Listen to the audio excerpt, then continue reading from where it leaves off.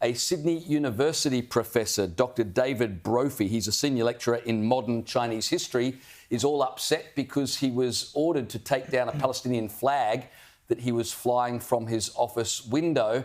Now, this relates to a university policy that was brought in after the encampments that we saw that were so controversial because they caused great pain for Jewish students. So the university brought in a flag policy. It was 13 pages long, basically saying that you could not fly political flags or other such flags without approval.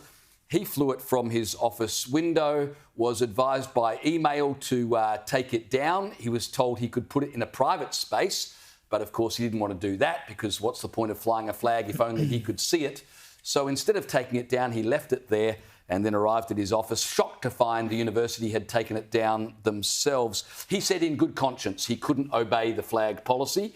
I did notice that on Dr. David Brophy's Twitter feed, he's got a photograph of himself. It was funny, we were talking the other day about, what your home lock screen on your telephone says, on your call device says about you.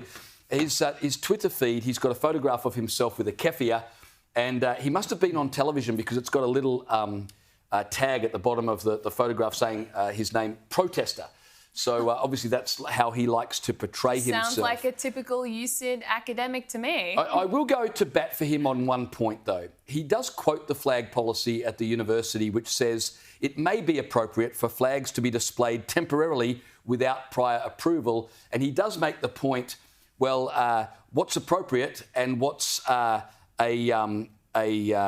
temporary period is a bit nebulous. And on that point, maybe he's got an argument that the university, if you're going to have a flag policy, have a definitive policy, not one with enough wriggle room for people to play games. Yeah. And I mean, if you're flying a nation's flag because it's their national day or something, it's entirely different to what he is clearly doing, which is making a political statement. So, yes, it is a nation's flag that serves the purpose of talking about the nation, but it's there for a political purpose. Should put out it's not a nation. Well, actually, yeah, good point.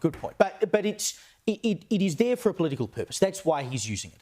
So it is, in effect, no different to, putting a Liberal or Labor Party sign out the window. And if you saw that at university, you'd probably go, why is the academic flying their political party's thing out of the window? So if you're making a political statement, it shouldn't be there. Simple as that.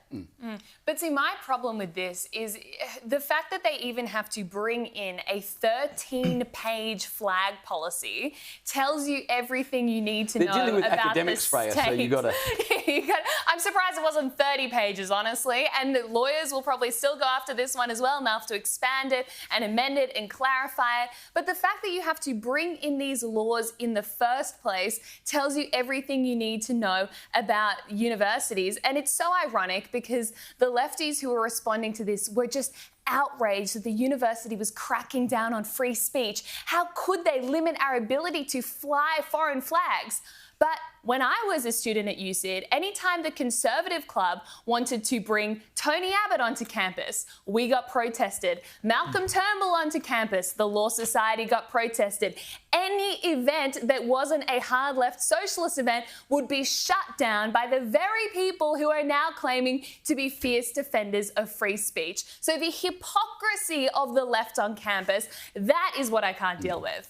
As I've said before, I'm happy to give them their free speech as long as it goes both ways. You can fly your Palestinian flag as long as we can do what we want. Fair's fair, isn't it?